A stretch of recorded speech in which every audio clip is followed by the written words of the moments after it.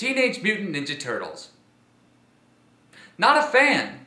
Although that's not saying that I don't like the Ninja Turtles at all, but my interest in them is, I guess you could say, mild at best. I never watched the TV show growing up as a child, but I did see the first two live-action movies. But the only scene I can remember from those two movies is this one scene right here. Come back here! I'm not finished with you! Damn! Admit it, as a child, you were floored by that scene. However, the most enjoyment I did get out of the Ninja Turtles was with the video games, particularly the ones on the NES, even though I had no idea who in the holy fuck anyone was. I mean, that first boss in the arcade game, that Rhino dude, who the fuck was he? But as time went on, the Ninja Turtles fell out of the mainstream spotlight, and they've been trying to make a sincere effort to get back there ever since. There was a CG animated movie that came out a few years ago. It came and went with very little fanfare. But it was only a couple years ago that they finally announced a new live-action Ninja Turtles movie was coming out. And people seemed to get excited. Until they found out who was going to be spearheading the project.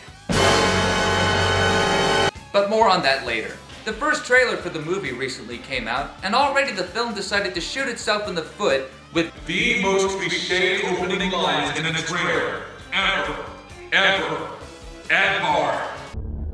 Crime, violence, and fear have run rampant. Our great city is being destroyed. People want justice restored to this world. People want heroes, Miss O'Neill. But heroes are not born. They're created. That's what your father and I were trying to do. We meet again, Fickner.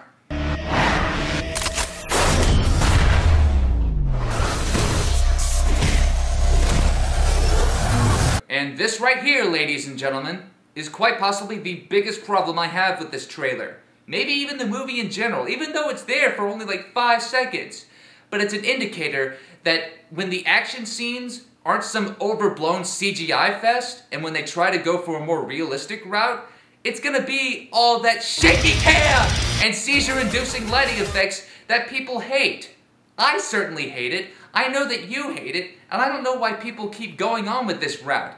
It's not good cinematography in my opinion. The trailer's actually pretty short, so there's not a lot to go over here. We get an admittedly cool scene of the Turtles sledding down a mountain fighting the National Guard for some reason, followed up by the one scene that probably pissed off the fan base the most. Hello, I'm Johnny Knoxville, welcome to Jackass!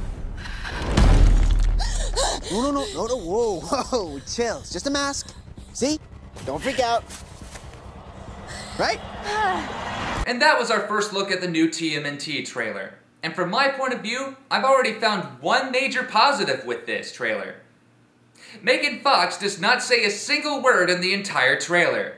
So, that's a plus. Now I know that some of you may be disappointed that I didn't just absolutely eviscerate this trailer in this review and point out every single flaw in every single frame of the trailer. But then again, I was never a Ninja Turtles fan, remember? So nostalgia really isn't a factor in this. I actually don't mind that the Shredder is an old white man and the head of an evil corporation. I'm actually open to that the Turtles may have been genetically experimented on instead of just accidentally coming across the ooze. And I'm not really all that irked that the Turtles look like if Shrek had evolved into modern times. Granted, I don't think the movie's gonna be all that good regardless, but I guess I'm just looking at it from a different perspective. Now I know that some of you may be saying, well, it's all Michael Bay's fault, he ruins everything. Personally, I don't think Michael Bay is the worst thing ever. I don't consider him a savant, but he's made a couple of films that I consider guilty pleasures.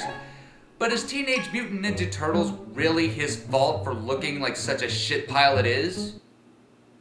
Of course it is, but not entirely. Some of you may be overlooking the fact that Michael Bay is only producing the movie, not directing it. but the person who is directing it is someone far, far worse. Mr. Jonathan Liebesman, responsible for such abysmal turds such as Battle Los Angeles, the prequel to a remake that nobody cared for, and the sequel to a remake that nobody cared for. Liebesman is what I call a typical Hollywood director, meaning he's just someone that studios hire for convenience, and he just leaves the project with no creative input on his own. It's his fault for not fighting back. It's his fault for not standing up to the studios. It's his fault for not caring about you, the fans. He is Michael Bay's bitch. Also, fuck these three people in particular. They're the ones who wrote the movie. How come they're not getting any flack? The reason I bring this up, hell, the entire reason I made this video in the first place, is to point out that in filmmaking, 9 times out of 10, it is not the fault of one single individual.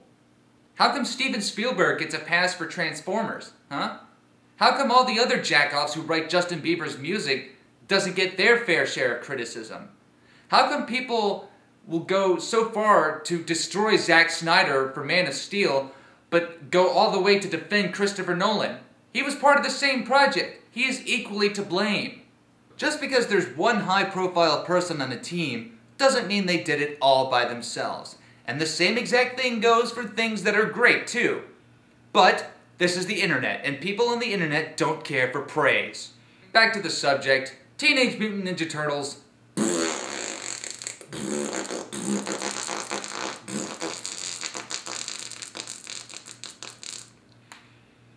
I'm PMRants, and Nickelodeon movies better cherish that Oscar they won for Rango, because it looks like that's the only one they'll ever win.